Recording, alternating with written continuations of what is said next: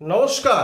2025 সালে যে সমস্ত স্টুডেন্টরা এইচএস পরীক্ষার যে থার্ড সেমিস্টার এইচএস পরীক্ষা দিলে তোমরা প্রত্যেকেই কিন্তু চিন্তিত হয়ে আছো যে তোমাদের রেজাল্ট কবে প্রকাশিত হবে, এবং এও তোমরা ভাবছো যে তোমরা নিজেদের রেজাল্ট কবে দেখতে পাবে।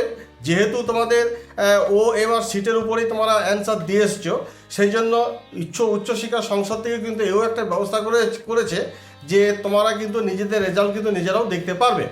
তো যাই হোক, তোমাদের রেজাল্ট কবে প্রকাশিত হবে সেই নিয়ে কিন্তু আজকে তোমাদের বলতে চলেছি, এবং তোমরা নিজেদের OMR সিট কবে দেখতে পাবে তাও আমি বলবো।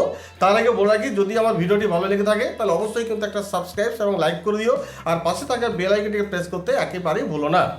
দেখো, এই বছরই প্রথমেই কিন্তু উচ্চ মাধ্যমিকের যেহেতু তোমাদের MCQর উপর ভিত্তি করে OMR সিটের উপর তোমাদের কিন্তু পরীক্ষা ফার্স্ট হলো, এবং সেটা হচ্ছে সেমিস্টার ওয়াইজে।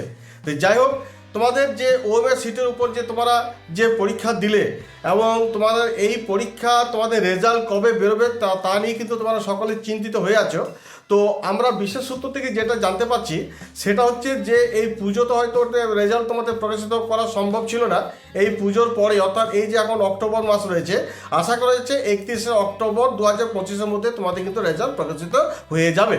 যদিও এখনও এই তথ্যটি কিন্তু সঠিক নয়, উচ্চশিক্ষা সংসদ থেকে কোনো রকম সঠিক এখন পর্যন্ত ডেট দেয়নি, তবে অনুমান করা যাচ্ছে এই 31শে অক্টোবর 2025-এর মধ্যে তোমাদের কিন্তু এইচএসের থার্ড সেমিস্টারের রেজাল্ট বেরিয়ে যাবে।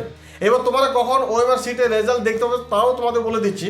দেখো, যখন উচ্চশিক্ষা সংসদ রেজাল্ট প্রকাশিত করে দেবে তার 72 ঘন্টার পরেই কিন্তু তোমরা নিজেদের OMR সিটের যে অ্যান্সারগুলো করে এসছো, কটি ঠিক করেছে কটি ভুল করেছে তা কিন্তু তোমরা দেখতে পারবে, এবং দেখতে পারবে স্কুলে যে পোর্টাল থাকবে সেই পোর্টালের মাধ্যমে কিন্তু তোমরা নিজেদের OMR সিটের যে অ্যান্সারগুলো করে এসছো সেগুলো কিন্তু সমস্ত দেখতে পারবে।